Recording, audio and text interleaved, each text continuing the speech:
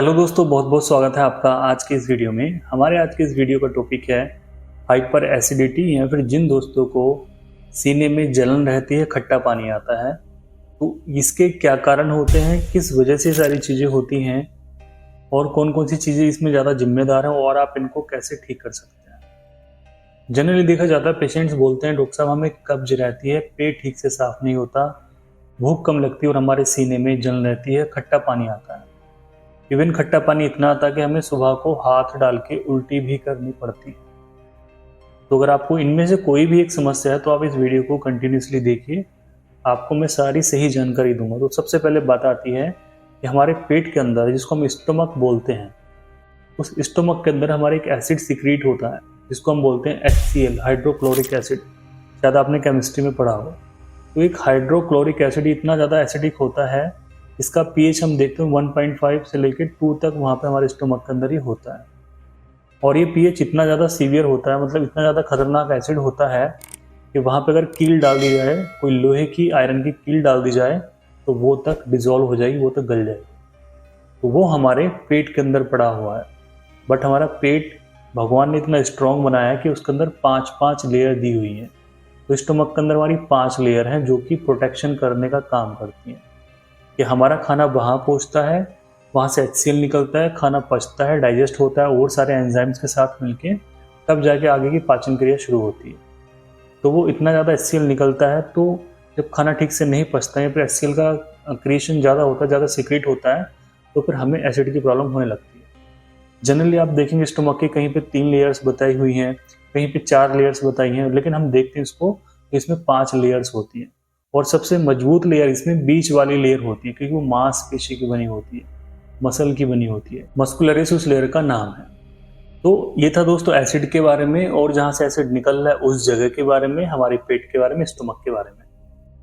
अब बात आती है कि इसमें और भी एंजाइम्स निकलते हैं, जैसे कि गैस्ट्रिक जूस निकलते हैं, जिसके अंदर आप देखेंगे HCl, जैसे मैंने आपको बताया, हाइड्रोक्लोरिक एसिड वहाँ पे है, पेप्सिन उसके अंदर है, लाइपेज है और पेप्टेज है।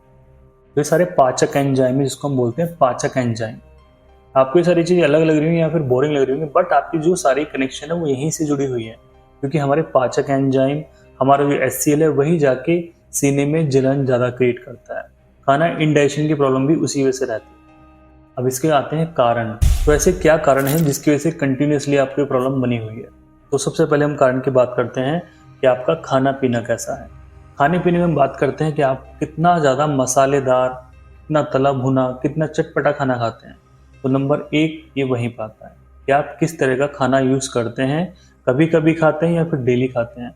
आपके खाने में, आपके घर में जो खाना यूज़ हो रहा है उसमें कितनी मात्रा एसिड की जा रही है, कितनी मात्रा उसमें तेल की जा रही है, कितना खट्टापन वहाँ पे यूज़ होता है, कितनी मसालेदार चीज़ें यूज़ होती हैं। तो सारी चीज़ें उसी के ऊपर डिपेंड होती हैं।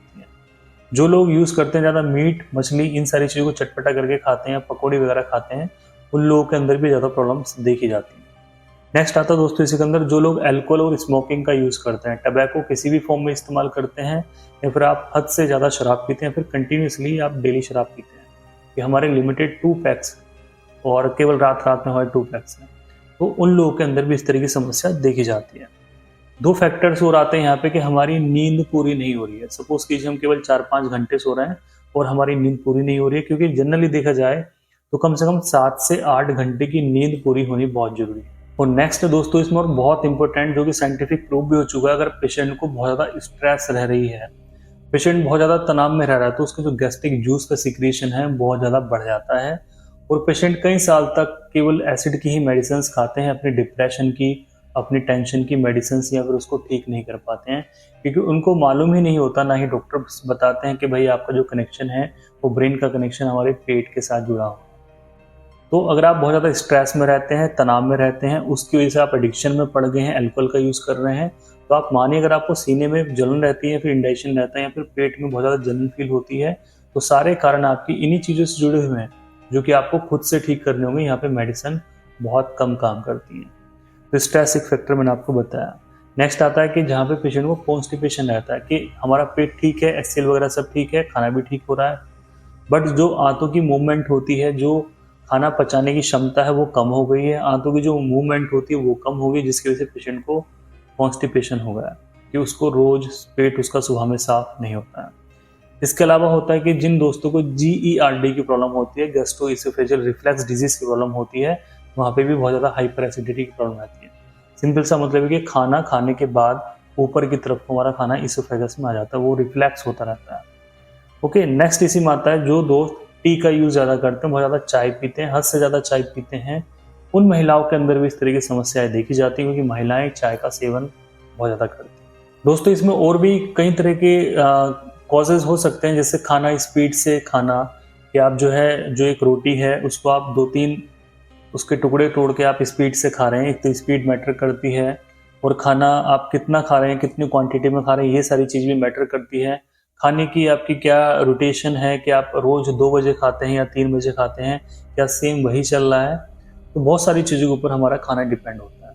सपोज कीजिए कि आपने व्रत रखा हुआ है, फास्टिंग वाली कंडीशन है, बट आपने फास्टिंग में बहुत सारी चीज़ें खा ली हैं, जैसे कि हमने आलू खाए हैं, और जनरली देखा जाए तो आलू खाए जाते हैं, कुट्टू खाया जाता है, कुट्टे की पकौड़ी खाई जाती हैं, या फिर चावल भी खाए जाते हैं, या फिर आपने बहुत ज़्यादा फल यूज़ कर लिए जो कि आप कभी कभी खाते हैं। तो इन सारी चीज़ों से भी पेशेंट को इंडाइजेशन हो जाता है।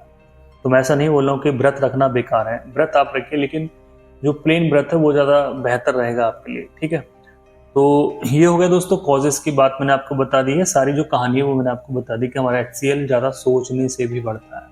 जितने ज़्यादा आप स्ट्रेस में रहेंगे, तनाव में रहेंगे, आपके पेट का HCl बढ़ता रहेगा। और आप रोज़ सुबह ऐसी लोग खाते रहिए, पेंट्रोपाजोल खाते रहिए, या फिर कोई भी गैस का कैप्सूल आप खाते रहिए, आपकी प्रॉब्लम कभी भी हल नहीं होगी। हल आपको क्या करना है कि आपकी जो ब्रेन का प्रेशर है उसको आप कम कर दीजिए, आपके पेट का जो प्रेशर है वो ऑटोमेटिकली कम हो जाएगा। सबसे पहला ये पॉइंट है। सेकंड, अगर आपको फिजिकली कुछ दिखता है कि हमारी नींद में कुछ डिस्टर्बेंस है, या हमारे खाने में कुछ ऐसा एरर है, तो आप उसको करेक्ट कीजिए। हफ्ते में अगर आप व्रत रखते हैं तो पूरा प्लेन व्रत आप रखिए, उसके अंदर आप कुछ मत खाइए, केवल पानी आप पी सकते हैं। खाने पीने का विशेष ध्यान रखिए, कोई भी उल्टी सीधी बाहर की चीज़ें मत खाइए, महीने में एक आध बार खा सकते हैं, खाने के बाद आप टहलिए जरूर।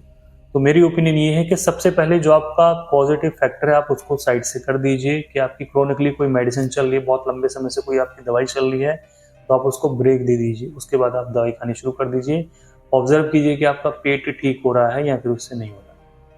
सेकंड है, यहाँ पे अगर आप कोई होम्योपैथिक मेडिसिन चाहते हैं, आप इन सारी चीज़ों को ठीक कर लेते हैं, और आप चाहते हैं कि हमें कोई ऐसी होम्योपैथिक मेडिसिन मिल जाए जिससे हमें इंडाइजेशन की प्रॉब्लम ठीक हो जाए, और हमारे सीने में जलन ना हो, और हमारे पेट के अंदर एसिड की मात्रा ना बढ़े। तो इसमें सबसे पहली जो होम्योपैथिक मेडिसिन आती है उसका नाम है नेट्रम फॉस 3x या फिर 6x में आप इसको लाइए। इसकी गोलियां आपको लेनी है, दिन में 3 बार 4-4 गोली खाने से पहले आप इस दवाई को ऐसी खा लीजिए।